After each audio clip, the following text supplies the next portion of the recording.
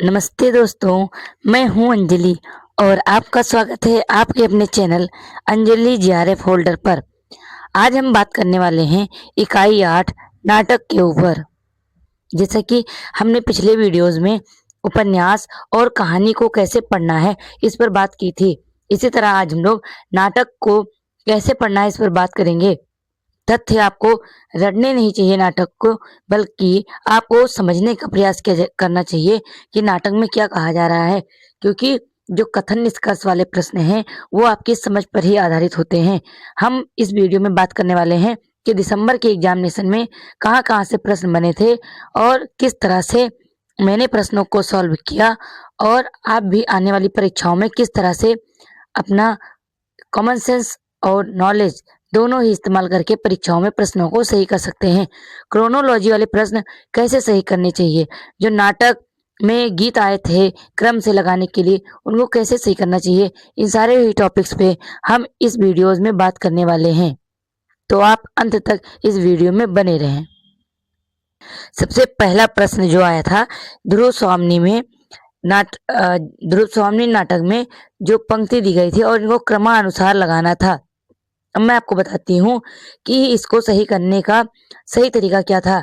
देखिए, इसमें जो एक पंक्ति थी, यह कसक करे आंसू सहजा, और ये जो पंक्ति है, ये पंक्ति हम लोग अक्सर जब ध्रुव स्वामी नाटक पढ़ते हैं तो ये पंक्ति हम लोग जरूर याद करते हैं। और जो हमारे पास ऑप्शन आए हुए थे उसमें सिर्फ एक ही ऐसा ऑप्शन था जिसमें कि डी ऑप्शन से शुरुआत हो रही थी। इसीलिए अगर आपको सिर्फ इतना पता था कि ये इस गीत में पहली पंक्ति कौन सी है, तब भी आप सही आंसर तक जा सकते थे। यह कसक करे आंसू सहजा, बनकर विनम्र अभिमान मुझे, मेरा अस्तित्व बता रह जा, बन प्रेम छलक कोने कोने, शीतल फैलाता बह जा। देखिए, कोई भी अगर नाटक से गीत के प्रश्न आते हैं तो कोई भी विद्यार्थी पूरी के पूरे गीत को याद करके नहीं जाता है, लेकिन शुरुआत की एक दो लाइन उसको जरूर याद होती है। और अगर आपके में भी ऐसे गीत के प्रश्न आते हैं तो सबसे पहले आपका प्रयास यही होना चाहिए कि आप उसमें से देखें कि कौन सी वाली पंक्ति आपको आती है। जैसे कि मुझे ये कसक करे आंसू सहजा ये वाली पंक्ति पता थी, और मैंने जब इस प्रश्न को देखा तो मैंने चारों ऑप्शन में देखा तो एक ही ऑप्शन में ऐसा था कि जहां से इस ऑप्शन की शुरुआत हो रही थी, तो इसीलिए ये मेरा प्रश्न सही गया था। और जैसे कि आप देख सकते हैं कि मैंने जो अपना नोट्स बनाया था ध्रुव स्वामी का, उसमें भी मैंने ये वाली पंक्ति को नोट किया हुआ था। अगला जो प्रश्न है वो आपका अभिकथन और कारण से दिया गया था। मृत्यु के गह्वर में प्रवेश करने के समय में भी तुम्हारी ज्योति बनकर बुझ जाने की कामना रखती है, और भी एक विनोद प्रलय का प्रयास देख सकूंगी मेरी सहचरी। ध्रुव स्वामी इस कारण से उपयुक्त पंक्तियां कहती है क्योंकि वह जानती है कि राजा दोनों से एक साथ ही छुटकारा चाहता है और मृत्यु ही उन दोनों को मिलन का सुख दे सकती है।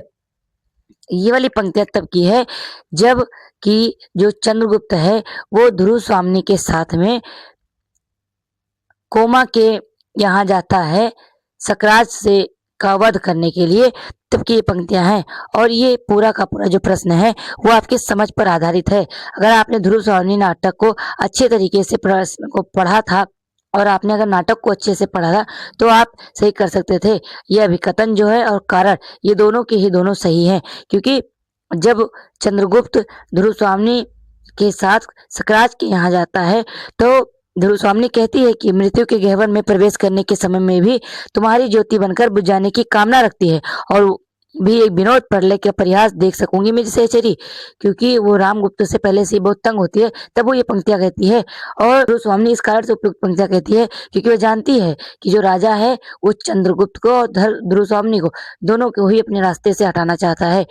राजा दोनों से एक साथ ही छुटकारा चाहता है और मृत्यु ही उन दोनों को मिलन का सुख दे सकती है। अर्थात ये आपके अंडरस्टैंडिंग पर ही आधारित था। तभी अगर आप ऐसे प्रश्न दोबारा आते हैं तो अगर आप नाटक को अच्छे तरीके से समझाएं तो आप ऐसे प्रश्नों को कर ले जाएंगे। इसमें आपका अभिकथन और कारण दोनों ही सही दिया गया था। अगला जो प्रश्न है वो दिया गया है आपका बकरी नाटक से, जिसमें कि एक कथन दिया गया है, ये धरती एक चारागाह है जिसकी घास जितनी ही रौंदो, यहाँ थोड़ा टाइपिंग एरर है, रौंदो उतना ही पनपती है। हमें यकीन है कि हम आप सब मिलकर इस हरियाली को खत्म नहीं होने देंगे। ये जो पंक्ति है ये दृष्टि की गाइड में दिया गया था और इसी वजह से ही शायद मेरा ये जो प्रश्न है वो सही गया था, क्योंकि जब आप दृष्टि की गाइड में रिवीजन करते हैं तो वहां पर बहुत कम ही कंटेंट दिए गए हैं और उनको तो आप याद करने का प्रयास करते ही हैं। तो ये जो कथन था वो कर्मवीर एक पात्र है जो कि कहता है, और ये आपके दृष्टि की गाइड में भी दिया गया है। ये आप ये पंक्तियों को देख सकते हैं कि आप सब आए ये हमारे लिए खुशी की बात है। यह धरती एक चारागाह है जिसकी घास जितना ही रौंदो उतना ही पनपती है, और यही वाला कथन आपसे पूछा गया था और ये दृष्टि की गाइड में दिया गया है। ये दृष्टि की गाइड का ही पेज है और ये जो वह कहता है वो कर्मवीर कहता है। अगला है महाभोज नाटक से जो प्रश्न दिया गया था कि उसमें पात्र दिया गया था और उनकी क्या भूमिका है, उनका मिलान करना था। जैसे कि जो नरोत्तम है वो क्या है, तो नरोत्तम महाभोज नाटक में प्रेस रिपोर्टर की भूमिका में है। मोहन सिंह पुलिस कांस्टेबल हैं। दत्ता साहेब मसाल साप्ताहिक के संपादक हैं और भवानी मसाल का सहायक संपादक है। और जिनके बारे में भी आप देख सकते हैं कि आपको दृष्टि की गाइड में दिया गया है कि नरोत्तम ईमानदार प्रेस रिपोर्टर सच्ची रिपोर्ट छपाना चाहता है और मोहन सिंह सक्सेना का सहयोगी पुलिस कांस्टेबल है। इसके साथ भवानी का भी दिया गया है कि वो मसाल का सहायक संपादक है और दत्ता बाबू के बारे में दिया गया है कि मसाल साप्ताहिक के संपादक हैं। ये सारे जो प्रश्न हैं वो आपको दृष्टि की गाइड से भी हेल्प से भी ये सॉल्व हो सकते थे।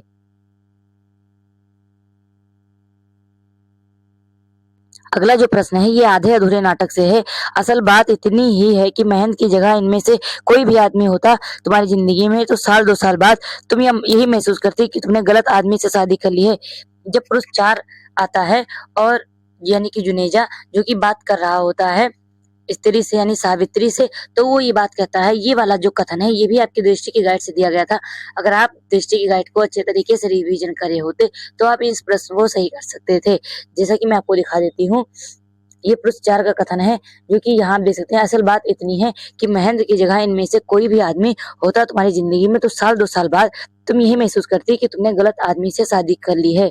अगला जो आपका प्रश्न था आगरा बाजार का, ये जो कथन आया था कि, और इस वाले कथन को जब मैंने पेपर में देखा तो मैं बताती हूँ आपको कि मैंने कैसे सही किया। मुझे ये जो 5 पंक्तियां दी गई थी, इन 5 पंक्तियों में मुझे सिर्फ इतना पता था कि जो पंक्ति की शुरुआत होती है इसमें गीत की, दुनिया में बादशाह है सो वह भी आदमी, यहीं से इन पंक्तियों का आरंभ होता और एक ही ऐसा ऑप्शन था कि जहां पर इसी पंक्तियों से शुरुआत हो रहा था।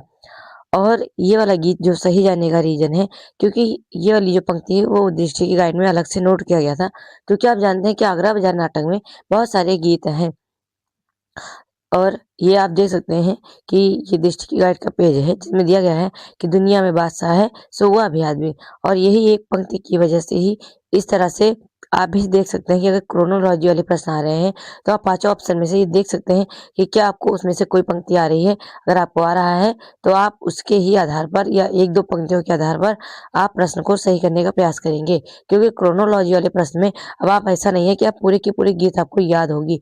तो आपके पास जितना नॉलेज है उसके आधार पर ही ये क्रोनोलॉजी वाले प्रश्न को सॉल्व करिए। उसके अलावा जो पैरों के नीचे जलधर हो बिजली से उनका खेल चले, संकीर्ण कगारों के नीचे सत्सज झरने बेमेल चले। अब ये वाली जो पंक्ति है ध्रुव स्वामी नाटक में मंदाकिनी की पंक्ति है और ये अक्सर हम लोग पढ़ते हैं तो ये वाली पंक्ति को नोट करते रहते हैं।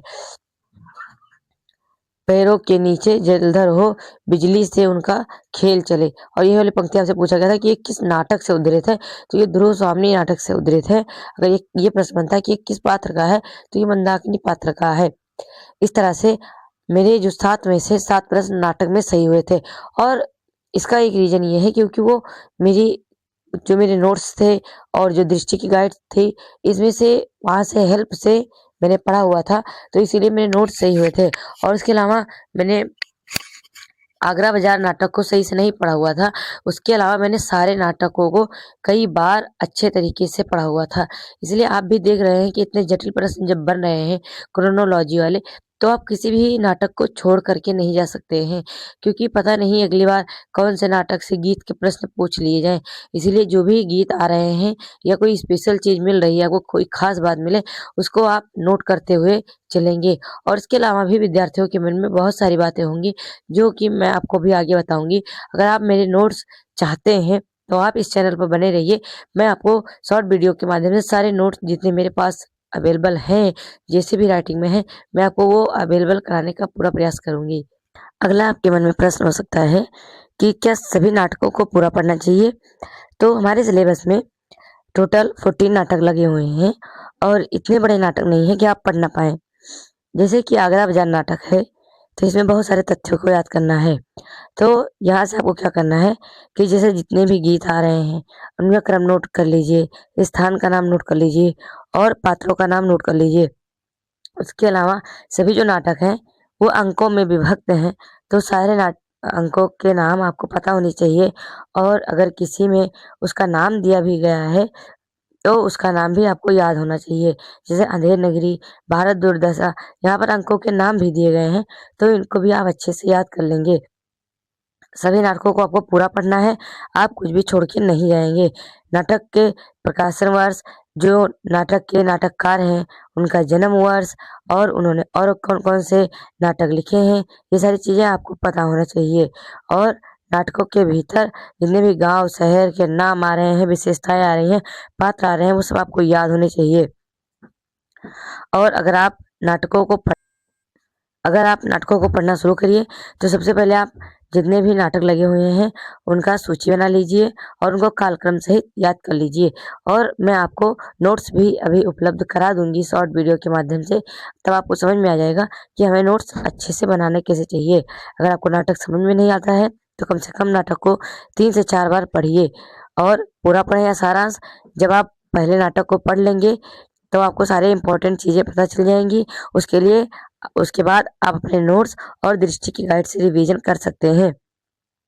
पात्र और संवाद को आपको याद करने की ट्रिक, अगर आप लोग पूरा नाटक पढ़े हैं, तो आपको पात्र और संवाद अगर पेपर में कथन निष्कर्ष के रूप में आता है, तो आपको वैसे भी समझ में आ जाएगा। और उसके अलावा आपको चीज़ें याद करनी पड़ेगी और याद आप तब कर पाएँगे जब आपने खुद के नोट्स बनाए होंगे। और अगर आप इस तरह से पढ़ते हैं, तो आप प्रकाशन वर्ष, पात्र, संवाद ये सारी चीज़ें नहीं भूलेंगे। और इसके अलावा अगर आपके कोई भी डाउट्स हैं, तो आप मुझसे कमेंट सेक्शन में पूछ सकते हैं। धन्यवाद।